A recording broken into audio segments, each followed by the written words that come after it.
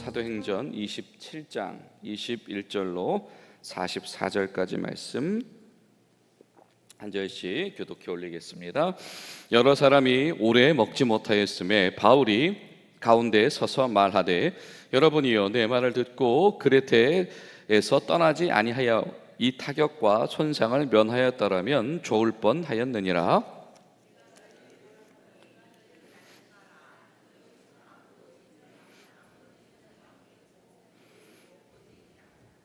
내가 속한 바 곧 내가 섬기는 하나님의 사자가 어젯밤 내 곁에 서서 말하되,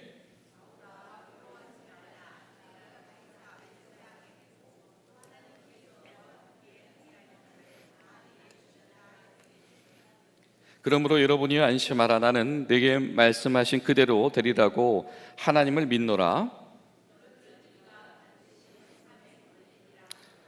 열나흘째 되는 날 밤에 우리가 아드리아 바다에서 이리저리 쫓겨가다가 자정쯤 되어 사공들이 어느 육지에 가까워졌는 줄 짐작하고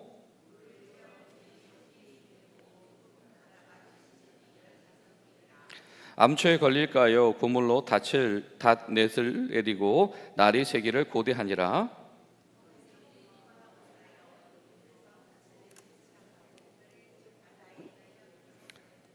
바울이 백부장과 군인들에게 이르되, 이 사람들이 배에 있지 아니하면 너희가 구원을 얻지 못하리라 하니,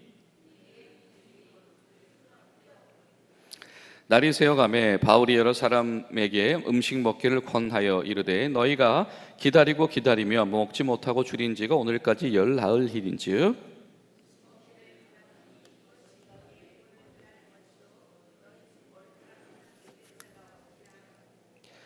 떡을 가져가 모든 사람 앞에서 하나님께 축사하고 떼어 먹기를 시작하매,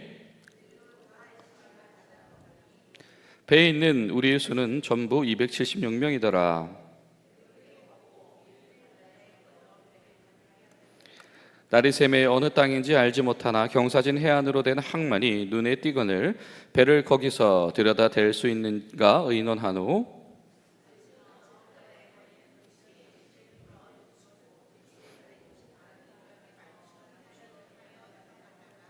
두 물이 합하여 흐르는 곳을 만나 배를 걸매 이 물은 부딪혀 움직일 수 없이 불고 그 물은 큰 물에 깨어져 가니,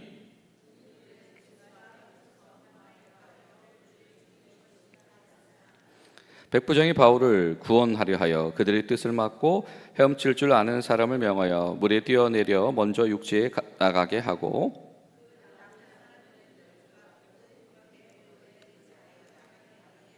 마침내 사람들이 다 상륙하여 구조되니라. 아멘.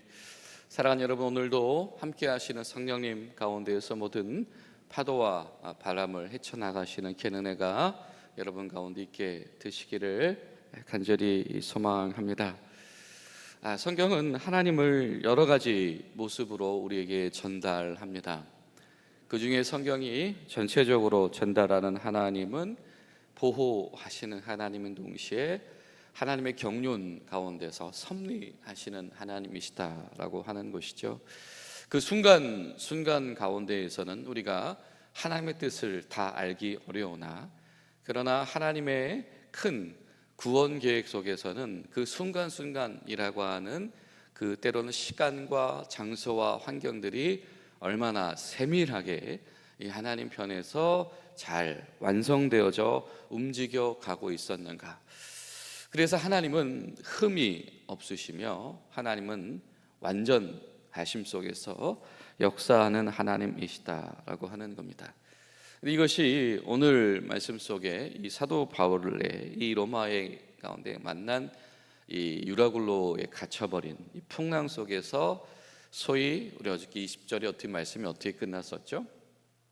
삶의 소망이 끊겨버린 이들, 다 해볼 것 다 해봤는데 더 이상 자신들의 능력으로 방법이 나오지 않는 이들 가운데에서 하필 그런 이 상황을 만나게 하고, 또 이 상황 속에서 이 배를 버리고 도망하려고 하는 자들도 나오고, 또 이 상황 속에서 자신들의 어떤 책임을 면할까 하여서 이 수송 중이던 이 제수들을 다 살해하려고 한 이들이 등장을 하기도 하고, 배가 산산이 부서지기도 하고, 이 뭐 하나 하나님의 일을 하기 위해서 나선 이 사도 바울에게 뭔가 유리하든지 아니면은 뭐 덕이 된다든지 그럴 만한 일들이 한 가지도 없죠.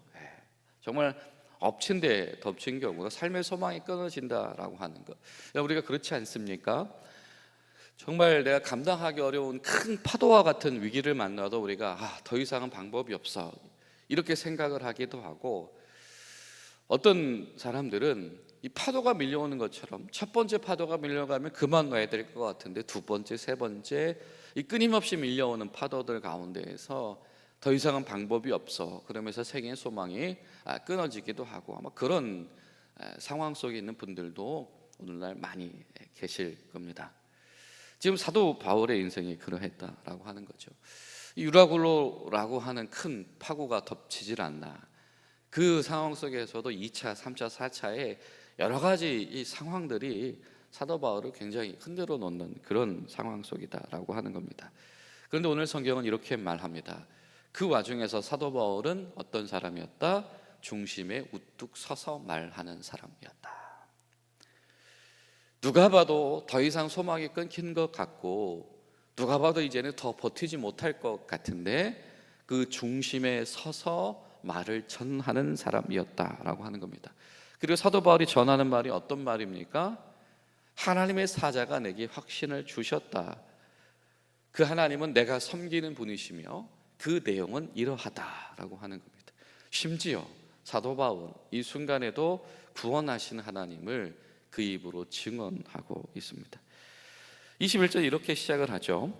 자, 여러 사람이 오랫동안 먹지 못하였다. 이 풍랑 가운데서 갇혀버린 것이죠. 바울이 그들에게 뭐라고 말하냐면, 그레데 섬에서 떠나지 아니하였더라면 이 타격과 손상을 면할 수 있을 것이었다라고 하는 것이죠. 그러니까 사도 바울의 이 판단이라고 하는 것, 지혜라고 하는 것이 결코 쓸모가 없는 것이 아니었다라고 하는 겁니다. 그 안타까움이 있다라고 하는 거죠. 그러면 여기까지 말했으면 그 뒤에 오는 이야기들은 다양한 이야기들이 올 수가 있습니다. 그렇죠? 사도 바울이 얼마나 그 당시에 지혜로웠는지, 냉정했는지 그런 판단을 할 수도 있는 것이고, 그때 그 말 들을 걸 후회할 수도 있는 것이고, 또 어떤 이들은 그러게 왜 바울 말 안 듣고 저 욕심쟁이들 말 들었냐며 원망할 수도 있었겠죠. 자, 여러 가지의 갈래의 이야기들이 펼쳐질 수가 있는 것입니다. 그런데 그 속에서 사도 바울은 무슨 이야기를 합니까? 원망도 말하지 않으며 미움도 말하지 않으며 후회도 말하지 않죠. 내가 더 강력하게 주장할 걸, 당신들 내 말 더 듣지 그랬냐고 이 말 하지도 않습니다. 무슨 말을 합니까? 하나님의 사자가 내게 와서 말씀했다. 그 구원의 소식을 당신들에게 전하고 싶다. 뭐라고 말씀합니까? 두려워하지 말아라. 너희들에게 방법이 없다고, 생의 소망이 끝난 것 같다고 두려워하지 말아라 라고 하는 것입니다. 그리고 또 두 번째는 무엇입니까? 24절에 보니까 내가 바울이 어디에 도착하겠대요? 가이사 앞에 서겠대요. 황제 앞에 서겠대요. 그 얘기는 무엇입니까? 땅끝 로마에 당도하게 하겠다. 이 항해가 완수되게 하겠다. 부르심의 소망이 이루어지게 하겠다라고 하는 것이죠. 그리고 또 무엇입니까? 함께 항해하는 자를 다 내게 주셨다라고 하셨다. 이야기는 이 배가 안전하게 도착할 수 있는가 없는가, 안전하게 도착할 수 있을 뿐더러 당신들과 내가 이제는 한 형제가 될 것이다 라고 하는 이 세 가지 선포가 사도 바울을 통해서 지금 일어나고 있다. 나는 하나님을 섬기는 자인데 그 하나님의 사자가 내게 이렇게 말씀하셨습니다. 두려워하지 말아라. 생에 소망이 없는 것 같다고 두려워하지 말며, 두려워하지 말아라. 너의 부름받은 바 그 소명이 반드시 성취될 것이다. 완성될 것이다. 두려워하지 말아라. 여기 있는 사람들이 다 너의 속한 사람, 형제들이 될 것이다 라고 하는 것입니다. 여러분, 이 사도 바울이 전도자로 서 있는 사도 바울, 그러나 풍랑성에서 연약한 한 부분이 될 수 있는 사도 바울에게 마치 하나님께서 아브라함이 때로는 성경 속에는 많은 믿음의 선진들이 정말 힘든 상황을 만났을 때, 난감한 상황을 만났을 때 하나님의 사자를 통해서 음성을 들려 주셨다. 그리고 그 음성을 들은 사도 바울은 우뚝 서서 말하는 자였으며 사람들을 감화시키는 자였으며, 그리고 마치 예수님께서 죽음을 앞두시고 그러하셨던 것처럼 뭐 합니까? 떡을 떼어 주면서 뭐 했다? 축복하고 기도해 주었다. 그 자리가 죽음을 앞두는 자리가 불행의 자리도 아니며 원망의 자리도 아니며 어떤 자리다? 하나님의 섭리와 은혜를 나누는 자리가 되게 하셨다. 그럼 이 예수님처럼 함께 떡을 떼고 축사하고 나누셨다라고 하는 이 언급은 사도 바울에 관해서밖에 등장을 하지 않지요. 자, 그 예수님을 그렇게 닮기를 원했던 이 사도 바울은 심지어 풍랑이는 배 한가운데에서도 예수님을 닮은 자였다라고 하는 것입니다. 여러분, 같은 믿음의 용기, 결단, 충만과 은혜가 저 여러분들 가운데 있게 되시기를 간절히 소망합니다.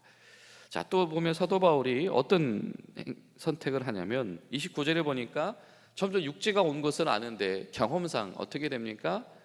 이대로 가면 배가 침몰할 것 같다라고 하는 것이 이 뱃사람들에게 감지가 된 것이죠. 그러니까 이 사람들은 어떻게 해요? 걸음만 나 살려라. 일단 나만 살고 봐야 되겠다. 그래서 이 닷을 내리는 척하면서 저는 이 누가가 얼마나 서운했는지, 그죠? 굳이 이렇게까지 자세하게 묘사할 필요가 있을까? 바울이 어떤 액션을 했는지 이렇게 묘사할 필요가 있을까? 아마 엄청 괘씸했던 것 같고, 아마 그 순간에 그 일에 어떤 들통났을 때 이 배에 타고 있었던 270여 명의 사람들이 얼마나 마음이 서운했는지가 아마 잘 드러나 있는 것 같아요. 그들이 닻을 내리는 척하면서 작은 배를 내려서 그 자기들만 살려고 했었다. 그러나 이것이 바울의 눈에 띄었고, 바울이 어떻게 합니까? 이 백부장 군인들에게 말하되, 지금 저 사람들 가면 이 항해 망한다, 멈춘다, 저 못 가게 해야 된다라고 어떻게 합니까? 거룻줄, 그 거룻배를 묶어놨던 그 줄을 다 끊어져 그냥 다 바다에 던져 버리게 된 것. 이제는 뭡니까? 정말로 말 그대로 한 배를 탄 셈이 된 것이죠. 자, 여러분, 이 사도 바울의 이 순간순간의 판단력이, 어저께 그레테 섬에서도 그랬었지만 정말 이 항해를 완전하게 완수하기 위해서 가장 좋은 선택은 겨울에 준비했다가 제때 출발하는 것입니다 라고 했던 것처럼, 사도 바울은 분명히 이런 선택할 수 있겠죠. 사도 바울이 먼저 봤잖아요. 가지 마시오, 나 좀 태우고 가시오. 나 로마에 가야 됩니다. 나 진짜 중요한 일 해야 됩니다. 나 하나님 일 해야 됩니다 라고 하면서 말 잘해서 얻어 타고 가도 될 법하지 않을까요? 다양한 옵션들이 있었을 겁니다. 그런데 굳이 그 순간에 사도 바울은 하나님의 부르심 가운데서 이 일을 제대로 완수하는 선택을 합니다. 어떻게 완수되어야 됩니까? 그렇죠. 군인들에게 호송되어져서 가이사 앞에 서야 됩니다. 그것이 부르심의 소망이 완전하게 완수되어지는 길인 것이죠. 사도 바울은 이 순간에서도 그러한 판단을 하고 있다라고 하는 겁니다. 얼마나 사도 바울이 이 시절에 아주 지혜가 냉철하게 깨어 있었는지, 그리고 사도 바울이 얼마나 부르심의 소망 가운데서 완벽하게 사로잡혀 있었는지를 사도행전은 우리에게 전하고 싶어 하는 겁니다. 그리고 그가 계속해서 과감한 선택을 이어가게 하죠. 이 배에는 뭐가 많았어요? 그렇습니다. 장사하기 위해서 실어놓은 것들이 많았죠. 그걸 놔두고도 10나흘 동안 상황이 그래서인지 아니면 그것을 손댈 수 없어서인지 이 사람들이 굶주리기만 하고 있었다. 먹을 생각도 못했다. 그렇죠. 생의 소망이 끊어졌으니. 근데 그들에게 어떻게 합니까? 떼어 먹이며 축사하면서 두려워하지 마라, 우리 함께 도착하자. 배부르게 먹이고, 이 사람의 배는 배부르게 하고 배의 무게는 가볍게 했다. 다 버리게 했다. 이것이 이 사도 바울의 판단력이었다라고 하는 겁니다. 그러다 결국은 배가 인접할 때까지 인접해서 저반에 가다 보니까 물이 소용돌이 치는 곳을 만나서 실제로 이제는 배가 난파되는 상황을 만나게 됩니다. 그랬더니 그 상황 속에서 많은 사람들이 혼란하고 원망할 수도 있고, 특별히 군인들은 이거 만약에 문제 생기면 우리가 이 처벌받으면 안 되니까 이 호송 중인 사람들을 다 살해해서 그런 일을 만들지 말자라고 논의를 했던 것이죠. 자, 근데 그때 누가 등장합니까? 율리오라고 하는 사람이 또 갑자기 등장을 합니다. 참 희한해요. 이 사도행전 27장을 보면 이 율리오가 교인도 아니잖아요. 그렇죠? 제자들도 아니잖아요. 근데 아주 계속 등장해요. 그렇죠? 첫 번째 이 사람은 어떻게 등장했습니까? 이 사도 바울을 데리고 호송하며 항해를 하다가 때로는 도시들마다 내려서 사도 바울 친구를 만나게 해줬어요. 이 사람은 선입견이 있는 사람은 분명히 아니에요. 때로는 필요한 조치를 하게 하는 사람입니다. 그러나 그가 완전한 사람은 아니었죠. 그레테 섬에서 항해 여부를 결정할 때는 사도 바울의 의견을 듣지 않고 어떻게 해요? 뱃사람들의 의견을 듣는 이 판단과 선택에 분명히 실수가 있는 사람입니다. 선입견은 없으나 판단과 어떤 선택이 실수가 있는 사람인데, 근데 그 사람이, 그 율리오가 지금 이 순간에 어떤 판단을 하는 것이죠? 바울 죽이면 안 된다. 그리고 지금 명령을 하기 시작하고 지도력, 리더십을 발휘하기 시작을 합니다. 자, 임무수행 절차를 지침을 내리죠. 어떤 지침을 내립니까? 수영할 수 있는 사람들은 다 하선해서 수영해서 전원 생존해서 바다로 그 육지로 나갈 것이고, 수영 못하는 사람들은 뭐라도 붙잡고 뛰어내려서 반드시 도착해라. 자신의 지휘권을 발동을 합니다. 결과적으로 이 순간에 갑자기 또 율리오라고 하는 백부장이 하나님의 합력하여 선을 이루게 하시는 한 조각이 되어져서 이 사람들이 그 항해를 계속해서 이어나갈 수 있게 하는 일에 쓰임받더라. 그는 제자도 아니었으며 그는 비록 선입견은 없었으나 판단에는 실수가 있는 사람이기도 했다. 그런데 마치 하나님께서 그 에베소라고 하는 도시의 소요 사태에서, 그렇죠? 그때 누군가를 사용해서, 행정가를 사용해서 우리가 이대로 이 분위기를 몰아서 문제를 일으키면 로마 당국과 이 군대의 이 문제의 소지가 발생할 수 있으니까 우리가 이것을 절차대로 처리합시다라고 하는 서기장의 이 합리적이고 법리적인 판단력이 사도 바울과 그의 동역자들을 살려내는 데 쓰임 받았던 것처럼, 하필 이 순간에 백부장의 판단력이 사도 바울과 그 일행들을 살려내게 하고, 그리고 이 땅끝으로 부르심의 소망이 진행되어지고 완수되게 하는 귀한 징검다리로 사용되어지더라. 사도행전은 말합니다. 그조차도 섭리하시는 하나님, 합력하여 선을 이루어 가신 하나님 가운데서 중요한 하나의 조각이었다라고 하는 것이죠. 이것이 바로 성령이 이끄시는 사람, 예수님 닮기 원하는 삶을 향한 은혜다라고 하는 것입니다. 여러분, 저와 여러분 가운데 같은 은혜가 있게 되시기를 간절히 소망합니다. 우리가 다 이해할 수는 없지만 때로는 하나님의 섭리 가운데에서, 때로는 율리오와 같은 사람의 이 판단력과 역할이 여러분의 소망 가운데서 귀한 징검다리와 디딤돌로 쓰임받는 복이 있게 되시기를 간절히 소망합니다. 기도하시겠습니다. 좋으신 하나님, 주님의 은혜와 사랑에 감사드립니다. 하나님, 우리도 주님 닮기 원하며 우리도 주님의 부르심의 소망 가운데 끝까지 완수되어지고 쓰임받기를 소망합니다.